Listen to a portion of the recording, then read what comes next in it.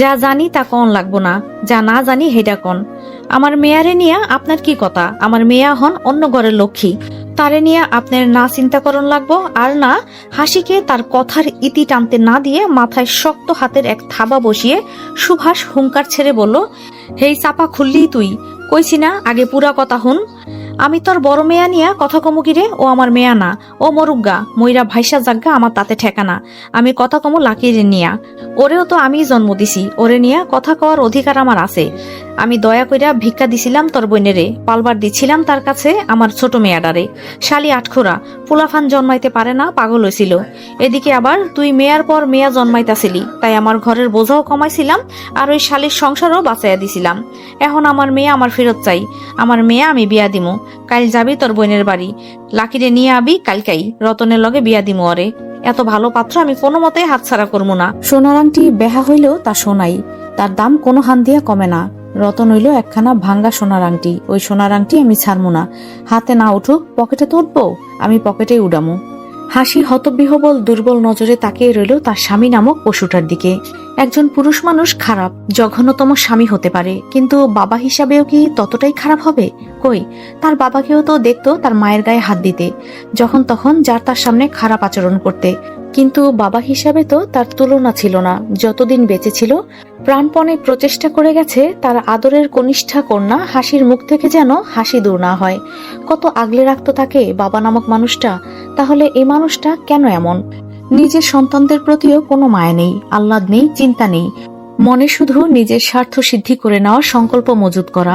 সুভাষ পিঠ ফিরিয়ে শুয়ে পড়েছে, তার আর কোনো কথা বাকি নেই। সে এখন নিশ্চিত তার ভাবনা যেভাবেই হোক হাসিকে দিয়ে হাসির বোনের কাছ থেকে পাল্টে দেওয়ার তার ছোট মেয়ে লাকিকে আনিয়ে রতনের সাথে বিয়ে দেবে।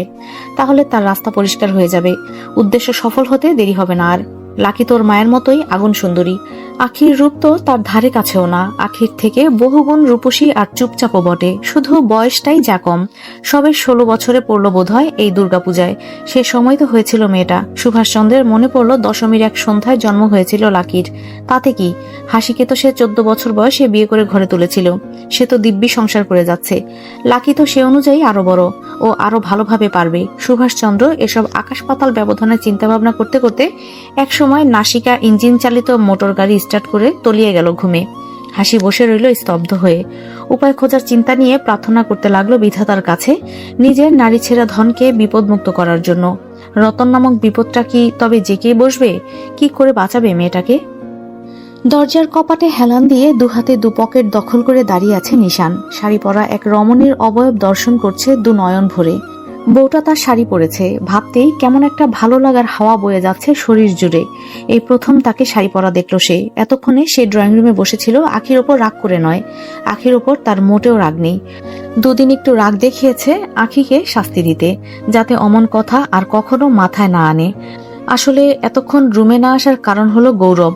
শালা জামাইবাবু দুজনের মধ্যে যা সম্পর্ক, তাতে গৌরবের সামনে দিয়ে রুমে এসে দরজা দিতে গেলে যে নিশানকে সে তার কথার পাঁচমেশালি ডিটারজেন্ট দিয়ে কেচে কুচে ধুয়ে শুকিয়ে তারপর ছাড়বে, তা সে বেশ ভালোই জানতো। তাই অপেক্ষা করছিল কখন দোলা আর গৌরব রুমে চলে যাবে, তারপর সে ঢুকবে নিজের রুমে। কিন্তু যেই কি সেই, গৌরব মটকা মেরে পড়ে রইল নিশানের সাথে, গেল না রুমে ঘুমাতে, আর খোঁচাতে লাগলো নিশানকে একেবারে কবজা করে। শেষমেশ এত সাধনার পর রুমে এসে বউকে শাড়ি পরে পেছন ঘুরে দাঁড়িয়ে থাকতে দেখে শরীর আর মন দুইয়ের ক্লান্তি দূর হয়ে গেল। নিশান হাসি মুখে পা বাড়ালো রুমের ভেতর। রুমটাও স্বল্প পরিমাণে তাজা লাল গোলাপ আর রজনীগন্ধা দিয়ে সাজানো, তবে গতকালকের মতো এত সাজসজ্জা নয়। পরপর 2 দিন সাজানো হলো রুমটাকে। কাজটা নিশ্চিত গৌরবেরই হবে, এজন্যই এত খোঁচাচ্ছিল। নিশানের দুরন্ত পায়ের চলন্ত গতি এসে থামলো একেবারে আখির সম্মুখস্থ হয়ে। কিন্তু যেই হাসি নিয়ে সে পা বাড়িয়েছিল আখির পানে, সে হাসি মিলিয়ে গেছে তার পা থেমে যেতেই। আখি নতমস্তকে দাঁড়িয়ে আছে, লজ্জা লেপ্টে আছে চোখে মুখে। পাশবিক নির্যাতন চালিয়ে যাচ্ছে দুহাতের নখের সাথে। নখে আঙ্গুলে যুদ্ধ চলছে ছোট পরিসরে, যেন আজ হাতের নখগুলো না ভাঙলেই নয়। আঙুলগুলো ভাঙতে পারলো তো যেন বিশ্ব জয় করে নেবে। নিশান বিরক্তির এক শ্বাস টেনে নিল, শ্বাস ছাড়ল দ্বিগুণ বিরক্তির সহিত। আখির দিকে চেয়ে রইল সময় নিয়ে, তারপর অদ্ভুত মুখ করে বলল, শাড়ি পরেছ ভালো কথা, খোপা করে তাতে গোলাপের বাগান বসিয়েছ, তা তো আরো ভালো কথা, কিন্তু দুহাতে আবার চুড়ি ভরেছ গিজগিজিয়ে। গলা থেকে শুরু করে পেট পর্যন্ত ঝুলছে গুটি কয়েক পাঁচমিশেলি হার। কানের দুলের সাইজ দেখে মনে হচ্ছে ওটাও হাতে পরে নেওয়া যাবে অনায়াসে। শুধু মাঝের পর্বত সাইজের সাদা পাথরটা খুলে নিলেই আস্ত একটা চুরি হয়ে যাবে। আর চোখে মুখে তো মেকআপের ঢল নেমেছে মনে হচ্ছে। আর চোখের পাপড়ি, ওগুলাতে একেবারে খেজুর গাছের আগাছা বলেই ধরে নেওয়া যায়, যা না কাটলেই নয়।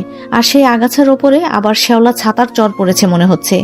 গাল আর নাকের দুপাশে তা যেন চিকচিক করে বালি কোথা নাই কাদা টাইপের কথার প্রয়োগ করেছ। ঠোঁটটাকে তো ব্যবহারের অযোগ্য করে রেখেছ। বলি, ওটা কি তোমার ঠোঁট নাকি আমার বাড়ির দেওয়াল যেমন ঘষে মেজে পেন্টিং করে রেখেছ? এখন আমি এসব ছাইপাশ গিলতে পারবো না, যাও এক্ষুনি স্নান করে এসো। মুখে কৃত্রিম যেন একটু কিছু অবশিষ্ট না থাকে। গলার পাশ দিয়ে ভালোভাবে সাবান লাগাবে, সেখানেও তো ঘষা মাজা বাদ যায়নি। আর হ্যাঁ, স্নান করে আবার শাড়ি পরবে। আখি হতবিহল, চোখে মুখে লেপটানো অভিমানী আদল। খানিক বিস্ময়াহত প্রতিবিম্ব নিয়ে চেয়ে আছে। সে তো এক বুক ভরা খুশি মন নিয়ে বসেছিল নিশানের জন্য। আর সাজগোজ তো সে নিজে নিজে করেনি, সাজিয়েছে তো সিমি। সে সাজের এত কিছু চিনলে তো সাজবে, দেখা তো দূর। আর ঘরটাও সাজিয়েছে গৌরব তার ভাই বোন সৌম্য আর সিমিকে নিয়েই। আখি সোজা হেঁটে ঢুকে পড়ল বাথরুমে। এক মুহূর্ত সময় নষ্ট করল না নিশানের সম্মুখস্থ হয়ে দাঁড়িয়ে। মনটা ভীষণ রকমের খারাপ হয়ে গেল এক নিমিষেই। সাজগোজ কারো এতটাও অপছন্দ হতে পারে নাকি? কেমন উদ্ভট সব বর্ণনা দিল, যেন সে সং সেজেছে, বউ নয়।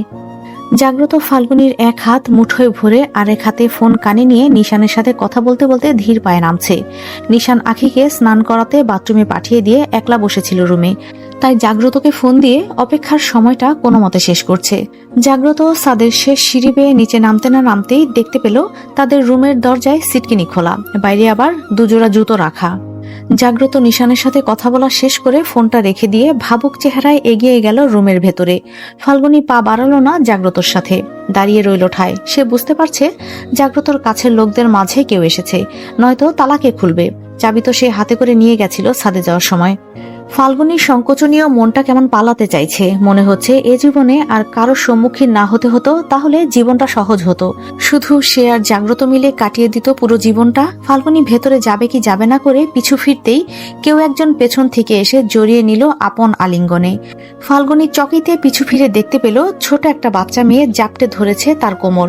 বয়স আনুমানিক 3 বছর হবে হয়তো। মাথার চুলগুলো দুপাশে দুটো ঝুটি করা, পরনে পা পর্যন্ত রঙিন একটা ফ্রক। মুখে কোনো কথা নেই, শব্দগুলো যেন চোখ উপচে পড়ছে। কি মায়াবী চাহনি! জড়ো হলো সেখানে আরো 3 জোড়া পা। ফাল্গুনী চেয়ে দেখলো জাগ্রতর সাথে দাঁড়িয়ে আছে জিনিয়া আর একজন অচেনা কেউ। ফাল্গুনী মনে মনে হিসাব কষে নিল, হয়তো জিনিয়ার বর হবে লোকটা। জাগ্রত ফাল্গুনীকে ঘরে আসতে বলল। জেমি তার ছোট্ট হাত দুটো দিয়ে টেনে নিয়ে এলো ফাল্গুনীকে ঘরের ভেতরে। একে একে সবাই ঘরে চলে এলে জাগ্রত দরজা লাগিয়ে দিয়ে ফাল্গুনীর পাশে বসে গেল সোফায়। কেমন আছো বৌমনি? জিনিয়ার প্রশ্নে ফাল্গুনী একটু হেসে জবাব দিল, ভালো। তোমরা কেমন আছো? জিনিয়া খানিক ঠোঁট এলিয়ে শুধু মাথা নেড়ে সায় জানালো। জবাব দিয়েও যেন শান্তি মিলল না ফাল্গুনীর। মনে হলো তারই তো প্রথমে জিজ্ঞাসা করা উচিত ছিল, কিন্তু কথাই তো আসছে না মুখে। জিনিয়ার মেয়ে জেমি আর তার বর পার্থর সাথে পরিচয় করিয়ে দিল জাগ্রত। পরিচয় শেষে জাগ্রত পার্থকে বলল, তোমরা এত রাত করে এলে যে? কাল সকালে আসলেই তো পারতে। জবাবে জিনিয়ার আগে আগে পার্থ বলল, বৌমনিকে দেখার জন্য আপনার বোন পাগল হয়ে গেছিল। কত করে বললাম কাল সকালে যাব, কিন্তু তাতে সে রাজি হলো না। ধরে বেঁধে নিয়ে এলো আমাকে এই রাত করে। আর আপনিও আছেন দাদা, সারাদিন পার করে এই সন্ধ্যার সময় জানাতে হলো আপনাকে। আরো আগে জানাবেন না এমন সুখবর? জাগ্রত ঠোঁটে কিঞ্চিত হাসি ধরে রেখে বলল, আসলে ফিরে এসেই ছুটতে হয়েছে অফিসে, তাই মাথায় ছিল না বিষয়টা। সন্ধ্যায় মনে হতে ফোন করেছিলাম তোমায়, ভেবেছিলাম হয়তো সকালে আসবে তোমরা। পরের দিন শুক্রবারও ছিল, তাই আর কি। জাগ্রত আর পার্থ আরো কিছু টুকটাক কথা বলতে লাগলো। মাঝে খাওয়ার কথা বলে ফাল্গুনী। তাতে জানায় তারা 3 জন খাওয়া দাওয়া শেষ করে এসেছে। জেমি খেতে চেয়েছিল বাইরে, তাই রাতের খাবারের পাট চুকিয়ে তবেই প্রবেশ করেছে জাগ্রতদের বাসায়। পুরো রুমের মধ্যে শুধু জাগ্রত আর পার্থই কথা চালিয়ে গেল। ফাল্গুনী, জেমি আর জিনিয়া রইল একেবারেই চুপ। পার্থ চলে গেল 20 মিনিটের আলাপচারিতা শেষ করে। রইল না কোনোভাবেই। জাগ্রত জোর দিয়ে বলতে পারল না থাকার কথা। তার বাসায় বেডরুম তো একটাই, থাকতে দেবে কোথায়? আর তাছাড়া মায়ের মৃত্যুর পর কখনোই আর জিনিয়া বা পার্থ আসেনি তাদের বাসায়। খোঁজ খবরও তেমন নিত না কেউ কারো, না জিনিয়ার পক্ষ থেকে আর না জাগ্রতর পক্ষ থেকে যেত খুব একটা ফোন কল। সবাই সবার জীবন নিয়ে বুঝছিল। জাগ্রত তাই প্রথমে বড় ফ্ল্যাট ভাড়া নিলেও পরে তা ছেড়ে দিয়ে ছোট একটা বেডরুমের ফ্ল্যাট খুঁজে নেয়। বড় বাসা পরিষ্কার করতেও ভীষণ জ্বালা যায়। পার্থর হঠাৎ আজ জিনিয়াকে নিয়ে তার বাসায় আসার ঘটনার থেকেও বেশি ভাবালো জিনিয়াকে রেখে যাওয়ার ঘটনা। জাগ্রতর মনে একটু খুঁত সৃষ্টি হলো চিন্তাটা নিয়ে। ফ্ল্যাটে মারা তালাটা আগের বাসাতেও ছিল, তাই চাবিটাও জিনিয়ার সংগ্রহে ছিল আগে থেকেই। সেই সূত্রে রুমে ঢুকতেও কোনো সমস্যা হয়নি তাদের। ফাল্গুনী আর জাগ্রত মিলে রাতের খাওয়া শেষ করে ড্রয়িং রুমে বিছানা পাতানোর কাজে নেমে গেল। বিছানা পাতানো শেষ হলে জিনিয়া জেমিকে নিয়ে বিছানা দখল করে নিল তৎক্ষণাৎ। জেমিকে শুতে বলে জিনিয়া ফাল্গুনীকে বলল, আমি জেমিকে নিয়ে এখানেই থাকবো বৌমনি, তোমরা রুমে গিয়ে শুয়ে পড়ো। কথা বলতে বলতেই শুয়ে পড়ল জিনিয়া। ফাল্গুনীকে কিছু বলার সুযোগ অবধি দিল না। সে বিছানা করেছিল নিজেদের জন্য, ভেবেছিল জিনি আর জেমি তো মেহমান হয়ে এসেছে, তাদেরকে কি করে ড্রয়িং রুমে রেখে ভেতরের ঘরে ঘুমাবে তারা দুজন। একটু দূরেই দাঁড়িয়েছিল জাগ্রত। ফাল্গুনী জাগ্রতর মুখ পানে চাইল, সেও ইশারা করে বলল চলে আসতে। ফাল্গুনী জেমিকে গুড নাইট বলে চলে এলো নিজ রুমে। জিনিয়ার সাথে কি আপনার সম্পর্ক ঠিক নেই? রুমে আসার পর কিছু সময় চুপ ছিল ফাল্গুনী। এরপর আচমকা ভাবুক চেহারায় প্রশ্ন ছুড়ল জাগ্রতর উদ্দেশ্যে। জাগ্রত ফাল্গুনীর দিকে ফিরে না তাকিয়েই বলল, সম্পর্কই ছিল না প্রায়। শেষ শব্দটা অতুল দীর্ঘশ্বাস টেনে নিয়ে বলল। ফাল্গুনী জিজ্ঞাসা করলো, কি বলছেন এসব? আর পার্থদা কি শুধু আমি এসেছি বলেই এত রাত করে এসে রেখে গেল জিনিয়াকে? আমার কেন সবটা স্বাভাবিক লাগছে না।